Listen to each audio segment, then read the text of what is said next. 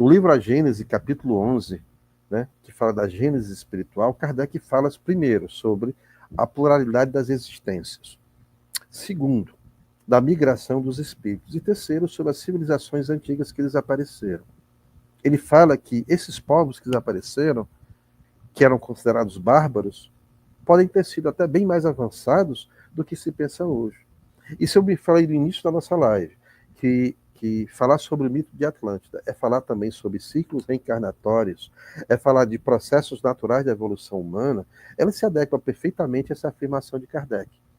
Aí eu peguei uma citação do capítulo que eu li, que ele fala o seguinte: o que são, afinal, essas civilizações desaparecidas, senão as fases de progresso que tiveram o seu apogeu e que depois decaíram para dar lugar a outras mais adiantadas?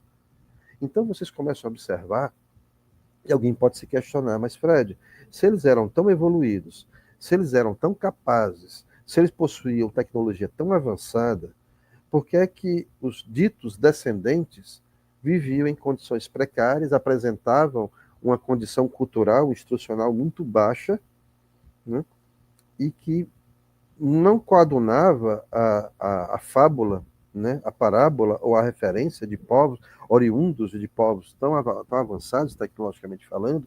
E aí eu começo, quando me fizeram essa pergunta, eu parei e eu concluí o seguinte: a partir de uma tragédia, de um infortúnio, de uma imersão de um continente onde pessoas sobreviveram fugindo sem levar nada consigo, né, escapando em navios, em barcos, procurando terra firme, enquanto o seu continente emergia, eram pessoas que perderam tudo e chegaram a terras novas, estranhas, desconhecidas, que talvez fossem povoadas por povos primitivos, mas o fato é que essas pessoas que poderiam ter um conhecimento, talvez tudo que eles tivessem e todo o conhecimento que eles tivessem não seria útil na nova vida que eles teriam.